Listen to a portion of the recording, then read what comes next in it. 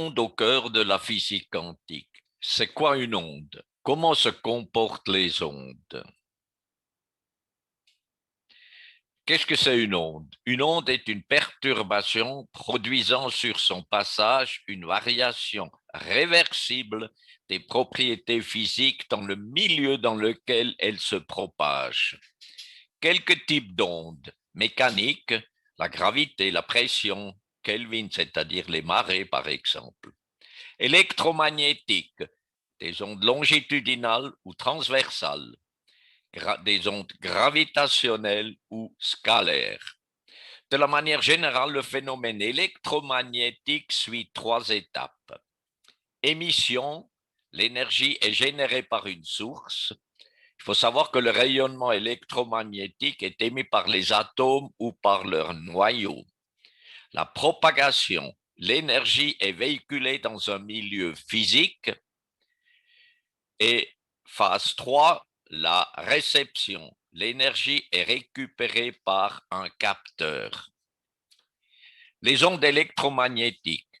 Le champ électromagnétique est une onde constituée d'un champ électrique et d'un champ magnétique perpendiculaires l'un à l'autre, oscillant et qui se propagent en ligne droite dans le vide. Les ondes électromagnétiques sont classées d'après leur fréquence d'oscillation ou de manière équivalente par leur longueur d'onde. L'organisme humain émet de façon naturelle des microchamps électromagnétiques. Par exemple, les fréquences émises par le cerveau sont de l'ordre de 4 à 20 vibrations par seconde, 4 à 20 Hertz. Celle du cœur entre 1 à 2 Hertz et les ions calcium 35 Hertz en rotation.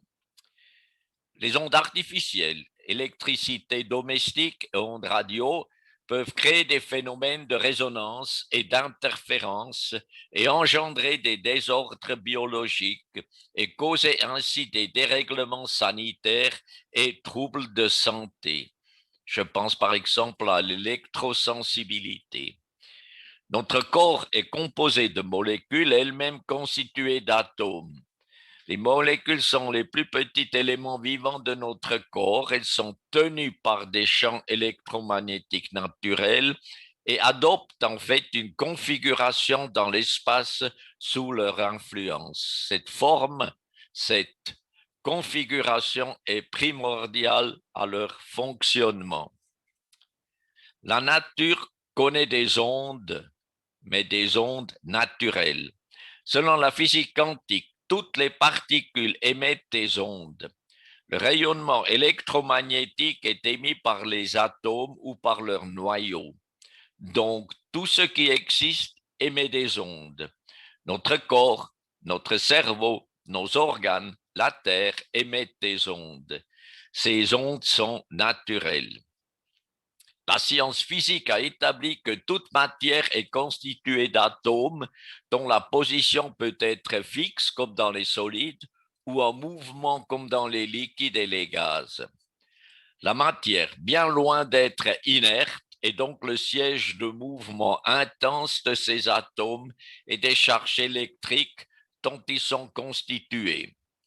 De ce fait, elle émet en permanence un ensemble de rayonnements électromagnétiques de fréquences variées. Cette énergie est montrée dans les photos ci-dessus.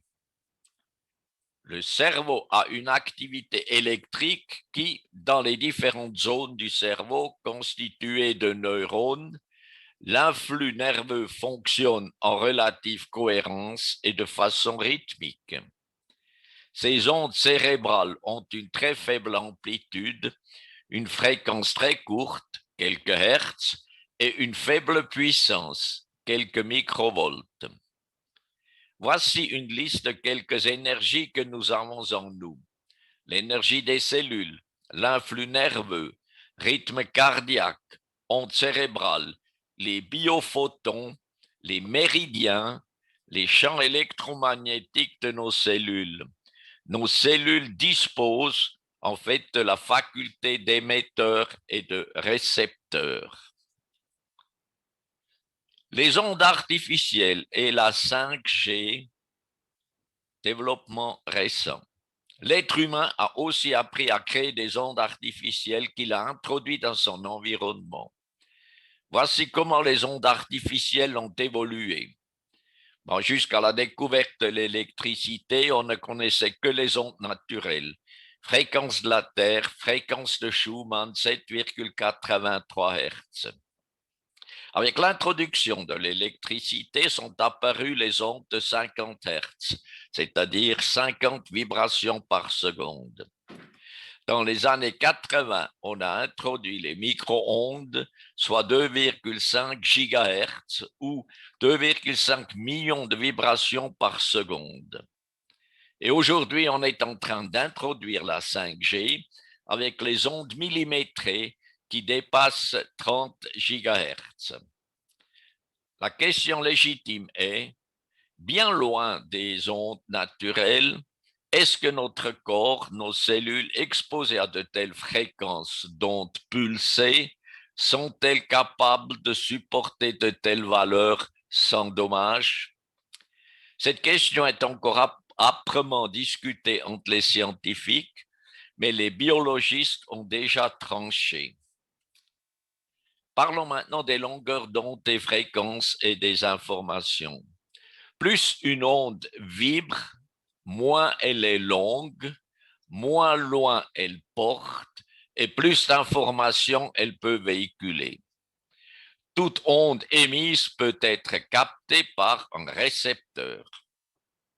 Lorsque deux ondes de même nature se rencontrent, il peut y avoir interférence constructive, c'est-à-dire superposition des ondes, ou interférence destructive, la neutralisation. Nous distinguons aussi des ondes transversales aux oscillations perpendiculaires à la propagation ou des ondes longitudinales aux oscillations dans le sens de la propagation. Parlons des ondes scalaires. Elles sont produites par interférence par les ondes électromagnétiques. On l'appelle aussi le bruit énergétique qui est engendré dans le vide. Mais ce vide n'est pas vide. Il est rempli de quelques 66 milliards de neutrinos par centimètre carré de jour et de 33 milliards de nuit. La source de ces neutrinos est le Soleil. Une onde scalaire est par définition une onde sans direction en vortex de nature longitudinale dès lors qu'un récepteur entre en résonance avec l'antenne émettrice de l'onde initiale. Elles ont une vitesse variable, c'est-à-dire différente de la vitesse de la lumière. Elles sont très pénétrantes, elles traversent tout et sont reçues en un point par résonance. Donc, ces ondes électromagnétiques de toute fréquence sont émises dans toutes les directions et elles s'annulent les unes les autres si elles sont reçues en des points de résonance, souvent de manière instantanée. C'est aussi la raison pour laquelle on n'est pas encore capable de les mesurer. Par contre, ce qu'il est possible de mesurer grâce à la biorésonance, c'est l'effet de ces ondes scalaires, vortex comme notre ADN, sur la vie, les organes. Le fait de disposer à présent d'une onde porteuse de nature longitudinale ou scalaire autorise un autre type de médecine. L'onde porteuse pénètre facilement, apporte toute information aux tissus et aux organes en profondeur, et en plus de cela, elle leur apporte de l'énergie utilisable en concentrant l'énergie préexistante du champ ambiant. Quelle conclusion tirer maintenant? Jusqu'à aujourd'hui, nous avions l'habitude de voir la réalité sous l'angle de la matière. Nous avons oublié que la vie est avant tout énergie et information, donc fréquence, vibration. En regardant la vie autrement, nous nous ouvrons des perspectives incroyables pour une vie meilleure, saine, équilibrée. en harmonie avec l'univers, nous oublions pas, nous baignons dans une mer d'atomes. L'énergie, oui, mais il faut l'information précise en plus. Ce couple énergie et information est fondamental à comprendre. L'un ne va pas sans l'autre, mais il ne faut pas les confondre. Par exemple, sur une voiture, l'énergie fait avancer la voiture et l'information, c'est la direction que le conducteur a dans la tête quand il part. L'énergie, c'est le potentiel de création pour un organisme et l'information, c'est la direction à prendre pour y arriver.